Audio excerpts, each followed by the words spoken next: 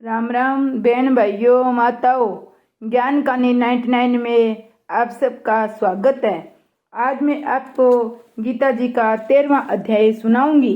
सुनो। उसके उपरांत श्री कृष्ण भगवान फिर बोले, हे अर्जुन, ये शरीर क्षेत्र है, ऐसे कहा जाता है। इसको जो जानता है उसको क्षेत्रज्ञ, ऐसा उनके तत्व को जानने वाले ज्ञानीजन कहते हैं। और हे अर्जुन, तू सब क्षेत्रों में क्षेत्रज्ञ अर्थात जीवात्मा भी मेरे को ही जान। और क्षेत्रज्ञ का अर्थात विकार है सहित प्रकृति का और पुरुष का जो तत्व से जानता है वह ज्ञान है, ऐसा मेरा मत है। इसलिए वह क्षेत्र जो है और जैसा है अर्थात जिन विकार वाला है, जिस कारण से जो हुआ है था, वह क्षेत्रज्ञ जो है जिस प्रभाव वाला है, वह सब संक्षेप से मेरे से सुन। ये क्षेत्रज्ञ का तत्व ऋषियों द्वारा बहुत प्रकार से कहा गया है अर्थात समझाया गया है। नाना प्रकार के वेद मंत्रों से विभाग पूर्वक कहा गया है। अच्छी प्रकार निश्चय करके युक्ति युक्त ब्रह्म सूत्र के पदों द्वारा ही वैसे कहा गया है। अर्जुन, वही मैं तेरे लिए कहता हूँ। 5 महाभूत अर्थात आकाश, वायु, अग्नि, जल और पृथ्वी का सूक्ष्म भाव, अहंकार, बुद्धि, मूल प्रकृति अर्थात त्रिगुण में माया भी तथा 10 इंद्रियां अर्थात क्षेत्र, त्वचा, नेत्र, रसना और घ्राण एवं वाक, हस्त, पाद, उपस्थ और गुदा, एक मन और 5 इंद्रियों के विषय अर्थात स्पर्श से शब्द, रूप, रस और गंध था, इच्छा, द्वेष, सुख, दुख, स्थूल देह का पिंड एवं चेतनता और धरती। इस प्रकार ये क्षेत्र विकारों के सहित संक्षेप से कहा गया है। हे अर्जुन, श्रेष्ठता के विमान का अभाव, दंबाचरण का अभाव, प्राणी मात्र को किस प्रकार नहसाना, क्षमा भाव था, मन वाणी की सरलता, श्रद्धा, भक्ति से गुरु की सेवा, बाहर भीतर की शुद्धि, अंतकरण की स्थिरता, मन और इंद्रियों से इस शरीर का निग्रह, इस लोक और परलोक के संपूर्ण भोगों में आसक्ति का अभाव, अहंकार का भी अभाव तथा जन्म, मृत्यु, जरा और रोग आदि में दुख दोषों का बारंबार विचार करना, पुत्र, स्त्री, घर और धनादि में आसक्ति का अभाव, ममता का न होना था, प्रिय अप्रिय की प्राप्ति में सदा ही चित्त का सम रहना था, उनके अनुकूल तथा प्रतिकूल के प्राप्त होने पर हर्ष, शोक आदि विकारों का न होना, मुझ परमेश्वर में एक ही भाव से स्थित रूप ध्यान योग के द्वारा अव्यभिचारिणी भक्ति था, एकांत शुद्ध देश में रहने का संभाव, विषयासक्त मनुष्यों के समुदायों में प्रेम का न होना था, अध्यात्मिक ज्ञान से नित्य स्थिति, तत्व ज्ञान के अर्थ रूप परमात्मा को सर्वत्र देखना, ये सब तो ज्ञान है। और जो इसे विपरीत है वह अज्ञान है, ऐसे कहा जाता है। अर्जुन, जो जानने के योग्य है था, जिसको जानकर मनुष्य परमानंद को प्राप्त होता है, उसको अच्छे प्रकार कहूंगा।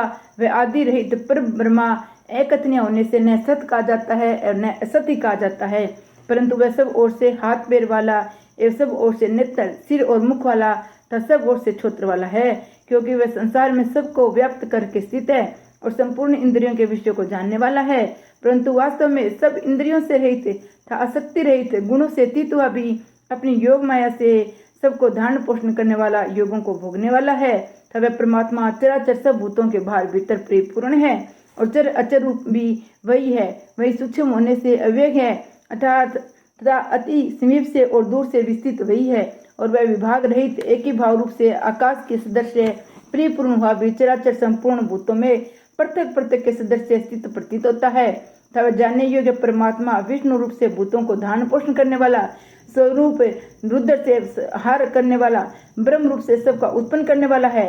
वह ब्रह्मा ज्योतियों का भी ज्योति माया से अति प्रिय कहा जाता है तथा वह परमात्मा जो बौद्ध स्वरूप जानने योग्य है, वह तत्व ज्ञान से प्राप्त होने वाला सबके हृदय में स्थित है। हे अर्जुन, इस प्रकार क्षेत्र तथा ज्ञान और जानने योग्य परमात्मा का स्वरूप संक्षेप में कहा गया।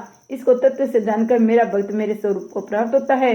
हे अर्जुन, प्रकृति अर्थात त्रिगुण में मेरी माया और जीवात्मा अर्थात क्षेत्रज्ञ, इन दोनों को ही तू अनादि जान और रोग, द्वेष आदि विकारों के तथा त्रिगुणात्मक संपूर्ण पदार्थों को प्रकृति से ही वे जान, क्योंकि कार्य और करण के उत्पन्न करने में हेतु प्रकृति कही जाती है। जीव आत्मा सुख दुखों के भोक्तापन के यथार्थ भोगने में हेतु कहा जाता है, परंतु प्रकृति में स्थित हुआ ही पुरुष प्रकृति से उत्पन्न हुए त्रिगुणात्मक सब पदार्थों को भोगता है।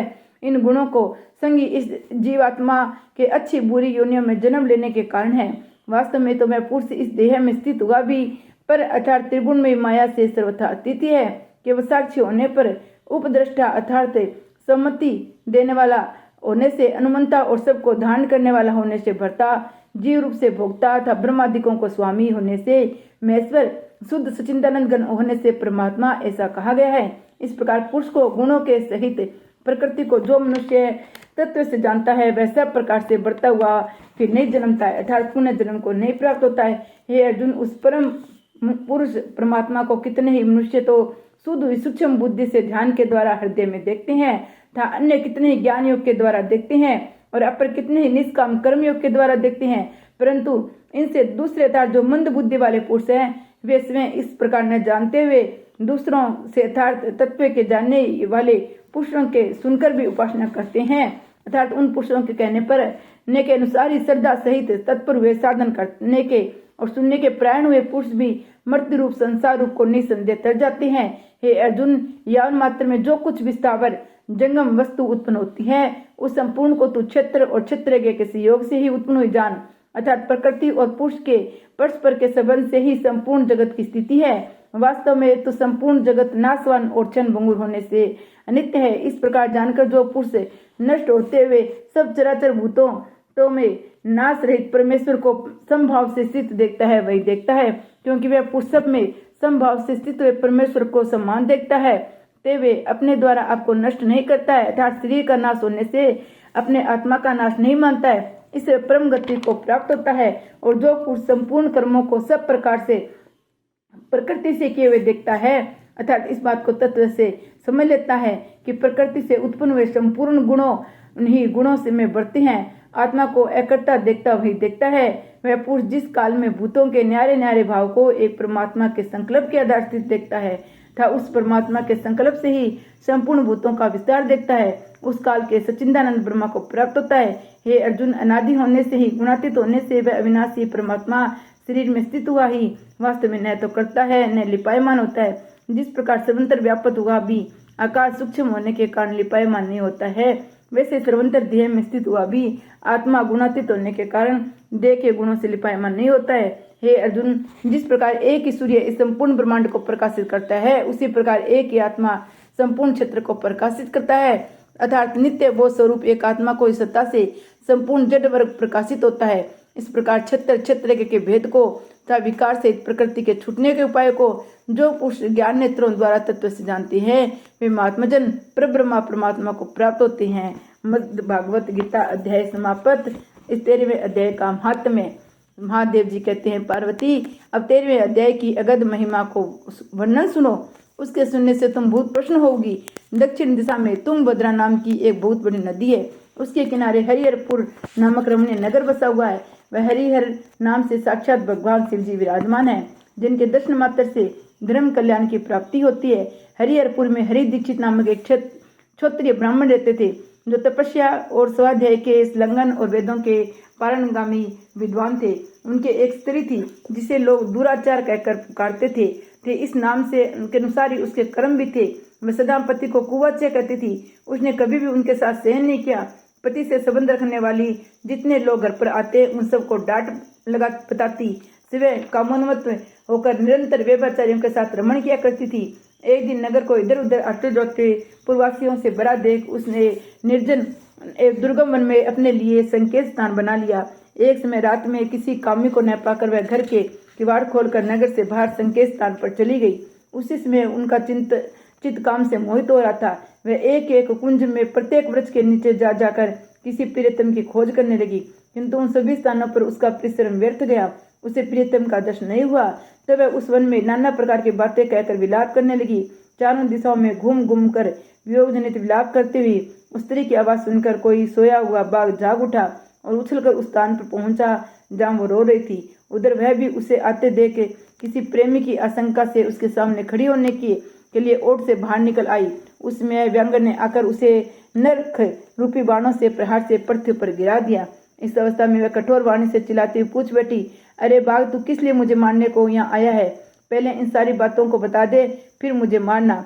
न उसकी ये बात सुनकर प्रचंड पराक्रमी व्यांगर क्षण भर के लिए उसे अपना ग्रास बनाने के लिए रुक गया और हंसता हुआ सा बोला, दक्षिण देश में मलापय नाम की एक नदी है, उसके तट पर मुनि प्रणाम नगरी बसी हुई है। वहां पंचालिंग नाम से प्रसिद्ध साक्षात भगवान शंकर निवास करते हैं। उसी नगरी में मैं ब्राह्मण कुमार होकर रहता था। नदी के किनारे अकेले बैठा रहता और यज्ञ के अधिकारी नहीं है उन लोगों से भी यज्ञ कराकर उनका अन्न खाया करता था। इतना ही नहीं, धन के लोभ में मैं सदा अपने वेद पाठ के फल को भी बेचा करता था। मेरा लोभ यहाँ तक बढ़ गया था कि अन्य भिक्षुओं को गालियां देकर हटा देता और स्वयं दूसरों को नहीं देने योग्य धन भी बिना दिए हमेशा ले लिया करता था। ऋण लेने के बहाने में सब लोगों को छला करता था। तो नंदर कुछ काल व्यतीत होने पर मैं बड़ा बूढ़ा हो गया। मेरे बाल सफेद हो गए, आंखों से सुस्ता न था, मुंह के सारे दांत गिर गए। इतने पर भी मेरी दान लेने की आदत नहीं छूटी।